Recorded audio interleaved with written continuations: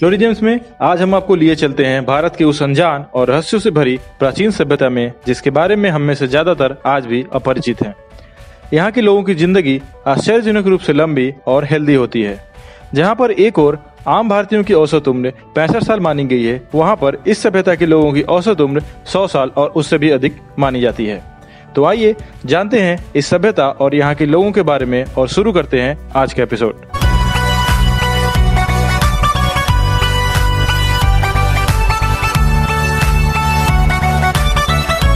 भारत के उत्तर में स्थित जम्मू और कश्मीर का राज्य, जहाँ के सबसे ऊपरी हिस्से में काराकोरम हाईवे से लगे हुए और जमीन तल से लगभग 8000 फीट की ऊंचाई पर स्थित है एक बहुत ही प्राचीन सभ्यता जिसे हम हुंजा वैली सभ्यता के नाम से जानते हैं, जहां पर आज अवैध रूप से पाकिस्तान का कब्जा है और यह चीन के dream project China Pakistan economic corridor के सीधे किनारे पर बसा हुआ है। इस सभ्यता का लोकेशन अपने आप में इसे यूनिक और रहस्यमय बनाता है।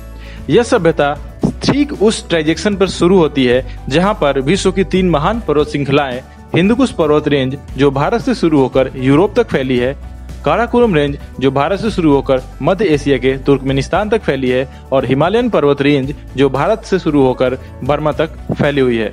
इन तीनों पहाड़ों का जहां पर शुरुआत होती है, यह घाटी ठीक वहीं पर बसी हुई है। हुंजा घाटी सभ्यता का जिक्र महाभारत काल में भी मिलता है। महाभारत काल में भारत के 16 महाजनपदों में से एक गांधार का इस पर कब्जा हुआ करता था।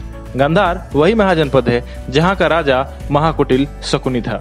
आगे चलकर 6ठी शताब्दी बीसी में यहाँ पर बुद्धिज्म का प्रादुर्भाव हुआ और 15वीं शताब्दी तक यहाँ पर बौद्धों का मूल रूप से स्थान रहा। आगे चलकर 15वीं शताब्दी में यहाँ पर इस्लाम धर्म का आगमन हुआ और आज यहाँ की ज्यादातर जनता इस्लाम धर्म को मानती है और ज्यादातर बौद्ध अब यहाँ से पूर्व में स्थित लद्दाख में शिफ्ट हो गए हैं। इस्लाम के प्रादुर्भाव के साथ यहाँ के शासकों ने मीर की उपाधि धारण कर ली और यहाँ पे शासन करने लगे।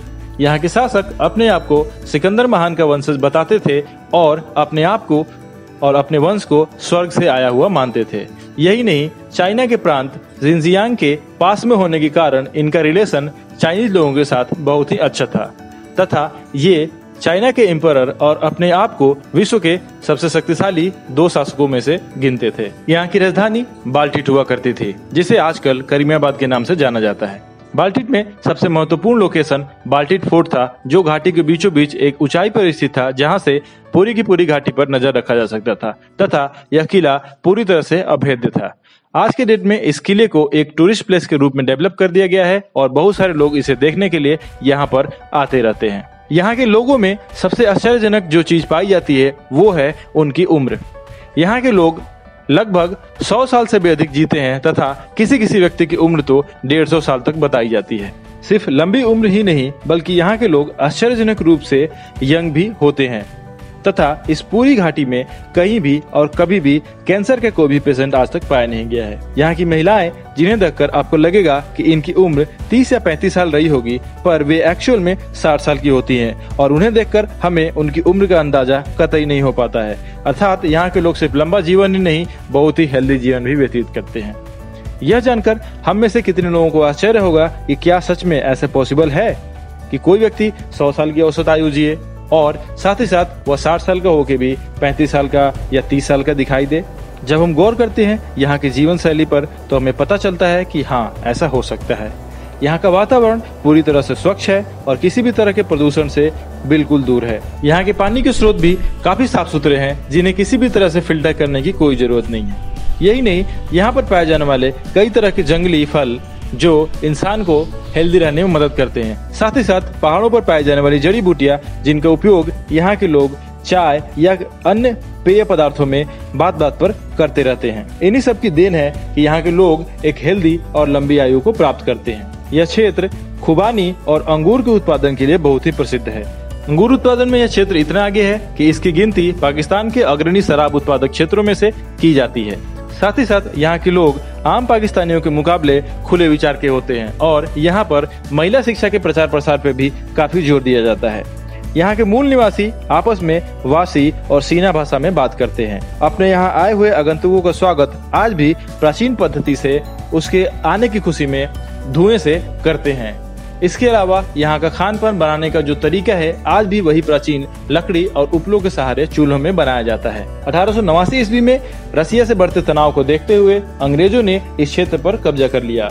उस समय से लेकर 1947 तक इस क्षेत्र पर अंग्रेजों का कब्जा रहा और भारत की आजादी के बाद पाकिस्तान ने इस पर अवैध रूप से कब्जा जमा लिया। 4 जनवरी 2010 को यहाँ पर एक बहुत ही भारी भूकंप आया, जिसके कारण यहाँ की प्रमुख नदी 2 भागों में बट गई और इसका एक हिस्सा एक बहुत बड़े लेक के रूप में परिवर्तित हो गया। इस लेक को लेक ऐटाबाद के नाम से जाना जाता है और अब यह एक बहुत ही महत्वपूर्ण टूरिस्ट प्लेस है। साथ ही साथ काराकोरम हाईवे के 2 मुख्य स्रोतों को यह आपस में जोड़ती भी है, जहां पर आप नाव के सहारे आवागमन कर सकते हैं। उम्मीद करते हैं भारत का यह हिस्सा एक बार फिर से भारत के एक्चुअल कंट्रोल में आ पाएगा और हम सबको भी सुरक्षित रूप से यहाँ पर घूमने फिरने, इसकी मंत्रमुग्धता का फायदा उठाने और यहाँ के लोगों में घुलने मिलने का मौका फिर से मिल पाएगा। तो मिलते हैं फिर किसी ऐसे ही प्राचीन और अननोन पर रियल कहानी के साथ नेक्स्ट वीडियो में। Till then be safe, be happy, bye bye.